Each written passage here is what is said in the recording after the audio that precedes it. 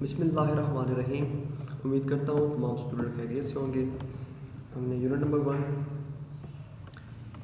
Introduction to set हमने start किया हुआ था, जिसके पहले 2 लेक्चर्स के अंदर मैंने आपको एक्सरसाइज 1A और 1B कंप्लीट करवा दी थी और पहले लेक्चर में हमने उसको डिफाइन सेट भी किया था। ठीक है, तो सेट की डेफिनेशन कुछ यूँ थी, set is a collection of well defined and distinct object. ठीक है, फिर हमने पढ़ा कि वेल डिफाइंड से क्या मुराद है, डिस्टिंक्ट से क्या मुराद है। तो वेल डिफाइंड एक स्पेसिफिक प्रॉपर्टी होती है किसी भी सेट की, और डिस्टिंक्ट से मुराद ये होता है कि जो किसी सेट के अंदर जो नंबर ऑफ एलिमेंट्स हो वो रिपीटेड ना हो। ठीक है, फिर हमने उसकी नोटेशंस की बात की, तो 3 नोटेशंस थी।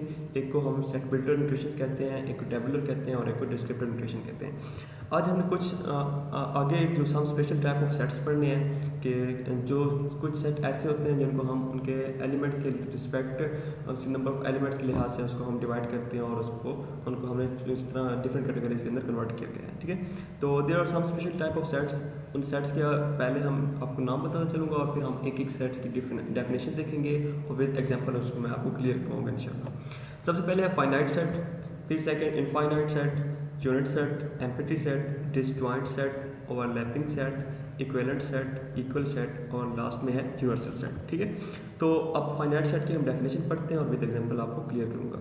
A finite set contain finite और लिमिटेड नंबर ऑफ एलिमेंट। ठीक है, तो फाइनाइट सेट बेसिकली एक ऐसा सेट होता है जिसके जो नंबर ऑफ एलिमेंट्स होते हैं वो फाइनाइट होते हैं या लिमिटेड होते हैं। ठीक है, जिनको हम इजीली काउंट कर सकते हैं।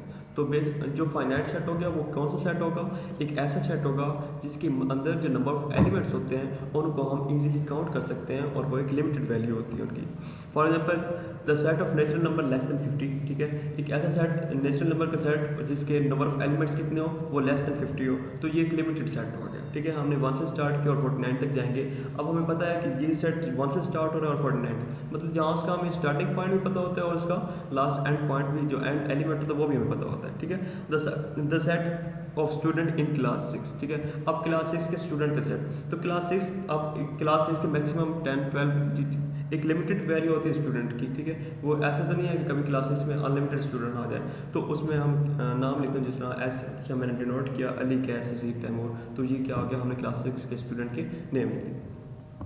अब इनफाइनाइट की बात करते हैं। An infinite set is a set which contain an infinite और unlimited number of objects। ठीक है, तो infinite set एक ऐसा सेट होता है जिसके जो नंबर ऑफ एलिमेंट्स होते हैं वो अनलिमिटेड होते हैं। ठीक है, फाइनाइट के क्या होते हैं, लिमिटेड होती हैं, और इनफाइनाइट के क्या होते हैं, अनलिमिटेड होते हैं। For example A set of integer greater than 10 is infinite set. ठीक है, अब हमने बात की कि यहाँ पे एक सेट है जिसके जो इंटीजर्स हैं वो क्या है, ग्रेटर देन 10। अब हम ग्रेटर देन 10 से इंटीजर स्टार्ट करेंगे, लेकिन अब हमें ये नहीं पता कि इस सेट ने एंड कहाँ पे करना है। ठीक है, तो इसके नंबर आगे बढ़ते ही चले जा रहे हैं। यहाँ पे डी हमने सेट से डी से मैंने डिनोट किया, इक्वल फिर 11 12 13 14 15 और इस तरह ये सेट आगे की तरफ बढ़ते जा रहे हैं, इसका हमें एंड पॉइंट नहीं पड़ता। ठीक है, या the set of whole number, अगर होल नंबर की बात करता हूँ तो वो भी डब्ल्यू से इसको मैंने डिनोट किया, वो इक्वल होगा 0 1 2 3 4 5, इस तरह आगे की तरफ ये सेट फर्दर बढ़ते चला जाएगा। ठीक है, तो इस सेट में हमारे पास उसका जो एंड पॉइंट होता है वो नहीं पता होता, जो इस सेट के जो एलिमेंट्स होते हैं उनको हम काउंट नहीं कर सकते, एक लिमिटेड वैल्यू नहीं होती। ठीक है, वो अनलिमिटेड होते हैं।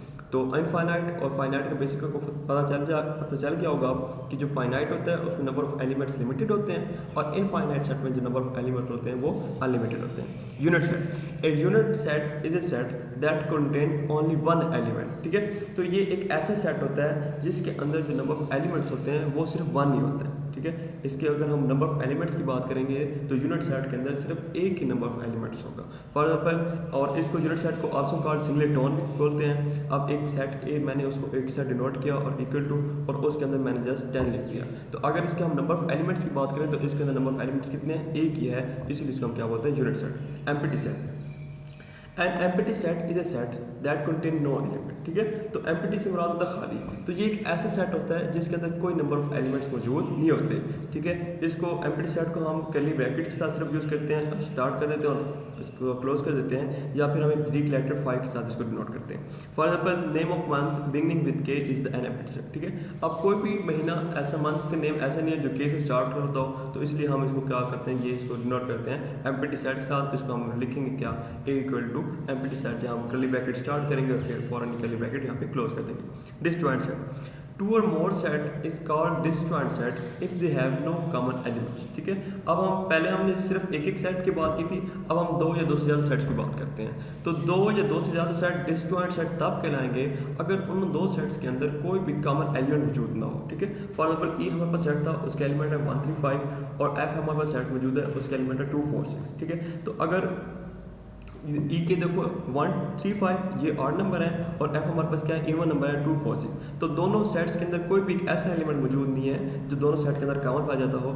इसलिए ये कौन से सेट कहलाएंगे, ये डिसजॉइंट सेट कहलाएंगे। ठीक है, ओवरलैपिंग सेट, टू और more sets are called overlapping set if they have at least one common element. ठीक है, तो दो या दो से ज़्यादा सेट उस वक्त ओवरलैपिंग सेट कहलाएंगे जब उनके अंदर एटलीस्ट जो एक एलिमेंट हो वो दोनों के अंदर कॉमन पाया जाए। ठीक है, फॉर एग्जाम्पल जी हमारे पास है 1 2 3 और एक दूसरा सेट एच है वो हमारे पास है 3 4 5। अब यहाँ पे देखो 3 जो है वो कॉमन एलिमेंट है, वो जी सेट के अंदर भी लाइक कर रहा है और 4 एच के अंदर भी लाइक कर रहा है, तो इसलिए ये कौन से सेट्स कहलाएंगे, ये ओवरलैपिंग सेट्स कहलाएंगे। इक्विवेलेंट सेट, टू और more sets are called equivalent set if they have an equal number of elements. ठीक है, तो दो या दो से ज़्यादा सेट्स उस वक्त इक्विवेलेंट सेट कहलाएंगे जब उनके अंदर नंबर ऑफ एलिमेंट्स क्या हो वो इक्वल हो।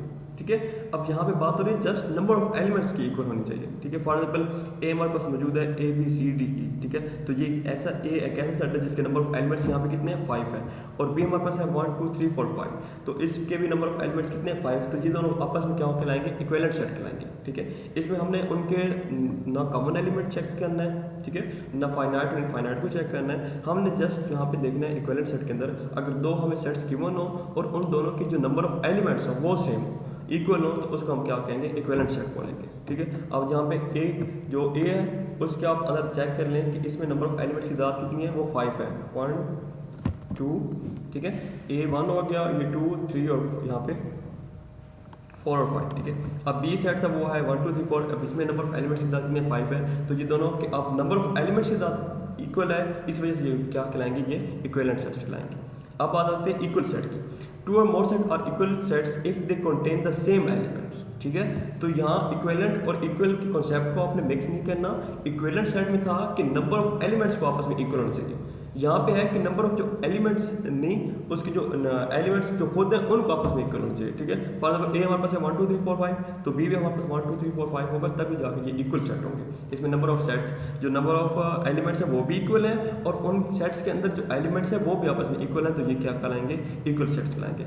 Universal set, a set in which contain all the set under consideration। ठीक है, तो यूनिवर्सल सेट से मुराद एक ऐसा सेट होता है कि जिसके अंदर जितने भी सेट्स आ रहे हो उनके तमाम के तमाम सेट्स के जो एलिमेंट्स हो वो यूनिवर्सल सेट के अंदर पाए जाते हो। ठीक है, फॉर एग्जाम्पल ए हमारे पास एक सेट है जो है 0 2 4 6 8 10, एक हमारे पास इवन नंबर है, और बी एक सेट है जो हमारे पास ऑड नंबर में शामिल है। तो जो यूनिवर्सल सेट होगा वो 0 से लेकर 10 तक तमाम के तमाम जो ए और बी के जितने भी एलिमेंट्स हैं उनके तमाम के ऊपर वो लाई करता है। ठीक है, तो यूनिवर्सल सेट ये अब यहाँ पे यू क्या होगा, एक यूनिवर्सल सेट होगा। समझ आ गई यूनिवर्सल सेट की, तो यूनिवर्सल सेट क्या होगा कि एक ऐसा सेट होता है जिसके अंदर जितने भी सेट्स आ रहे होते हैं वो उनके तमाम के एलिमेंट्स जो होते हैं वो यूनिवर्सल सेट के अंदर पाए जाते हैं। ठीक है, अब आपको समझ आ गया कि जितने भी स्पेशल टाइप ऑफ सेट पड़ा। ठीक है, आपने मिक्स नहीं करना, फाइनाइट और इनफाइनाइट को मिक्स नहीं करना। फाइनाइट में क्या होता है कि लिमिटेड होता है और इनफाइनाइट में क्या होता है, अनलिमिटेड होता है। फिर आपने इक्विवेलेंट और इक्वल को आपस में मिक्स नहीं करना। इक्विवेलेंट में होता है जस्ट उसके नंबर ऑफ एलिमेंट्स जो हो उनकी तादाद आपस में बराबर हो, और इक्वल सेट में क्या हो कि नंबर ऑफ एलिमेंट्स की तादाद बराबर हो और जो एलिमेंट उसके अंदर सेट के अंदर मौजूद हो वो भी आपस में बराबर हो, तो उनको हम क्या बोलते हैं, इक्वल सेट। और यूनिवर्सल सेट क्या होता है कि एक ऐसा सेट होता है जिसके अंदर जिसके कंसिडरेशन के अंदर जिसके अंदर जितने भी सेट्स मौजूद हो वो तमाम के तमाम यूनिवर्सल सेट के अंदर पाए जाते हैं।